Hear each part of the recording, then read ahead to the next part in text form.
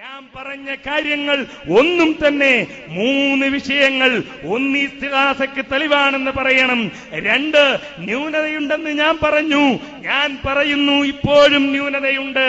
ആ സനദുകൾ മുഴുവൻ വായിച്ചാൽ ഏത് സനദിലാണ് ന്യൂനതയെന്ന് ഞാൻ പറയും.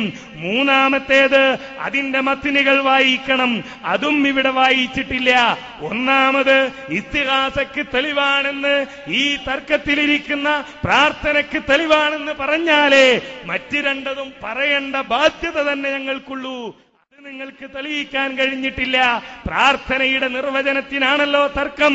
ഹദീസ് സഹീഹാണോ അല്ലേ എന്നതല്ല, പ്രാർത്ഥനയുടെ നിർവചനം പൊളിക്കാനാണ് നിങ്ങൾ അത് ഉദ്ധരിച്ചത്.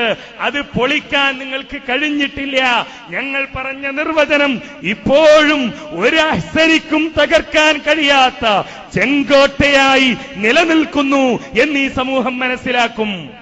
2-മത്തെ പച്ചക്കള്ളമാണ് പറഞ്ഞിരിക്കുന്നത്.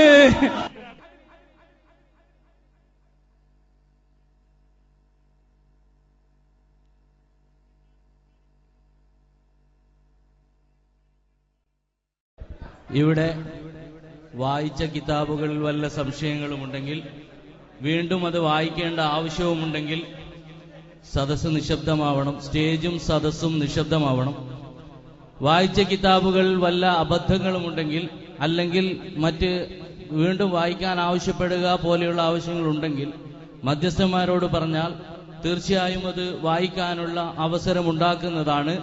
ഇൻഷാ അല്ലാഹ് അതിനുള്ള വേദി മധ്യസ്ഥന്മാർ ചർച്ച ചെയ്തുകൊണ്ട് ഇവിടെ ഉണ്ടാക്കി തരുന്നതാണ്.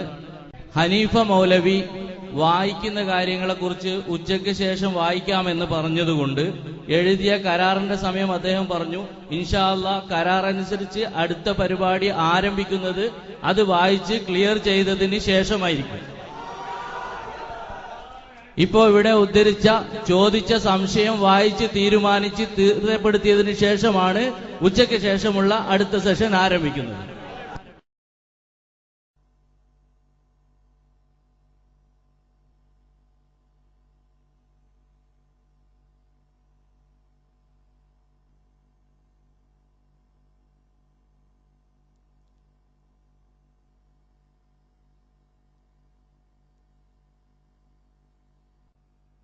ചില വിഷയങ്ങളിൽ ചില പരാമർശങ്ങൾ ബാക്കിയുള്ളതുകൊണ്ടോ സുന്നി പക്ഷം മുജാഹിദ് പക്ഷത്തിന്റെ ചില ഉദ്ധരണികൾ കളവാണെന്ന് ആരോപിച്ചതിന്റെ പേരിലോ അത് തെളിയിക്കാൻ ഈ വ്യവസ്ഥയില്ല എന്ന കാരണം പറഞ്ഞുകൊണ്ട് മുജാഹിദ് പക്ഷം തയ്യാറാവാത്തതുകൊണ്ടോ എല്ലാ കാരണങ്ങളും മാറ്റിവെച്ചുകൊണ്ട് ആദർശപരമായ ലക്ഷ്യത്തിന് വേണ്ടി ചർച്ചയ്ക്ക് തയ്യാറാവണമെന്ന് ഇവിടെയുള്ള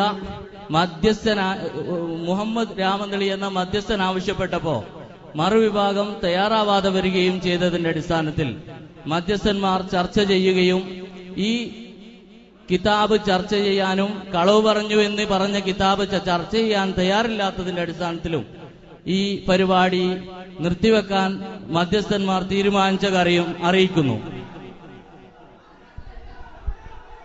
അസ്സലാമു അലൈക്കും.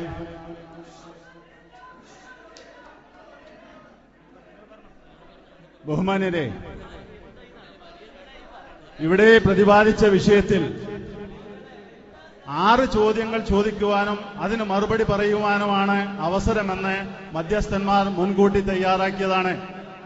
അതിന്റെ അടിസ്ഥാനത്തിൽ 6 ചോദ്യങ്ങൾ ചോദിക്കുകയും അതിന് മറുവിഭാഗം മറുപടി പറയുകയും ചെയ്തു കഴിഞ്ഞതിനാൽ അടുത്ത വിഷയത്തിലേക്ക് കടക്കലാണ് മര്യാദ എന്ന് മറുപക്ഷം പറഞ്ഞതിന്റെ അടിസ്ഥാനത്തിൽ അത് സുന്നിപക്ഷം സ്വീകരിക്കാൻ തയ്യാറല്ല എന്നും ആദ്യം പറഞ്ഞതിന്റെ തുടർച്ചയാണ് നടക്കേണ്ടത് എന്നും അവർ പറഞ്ഞതു.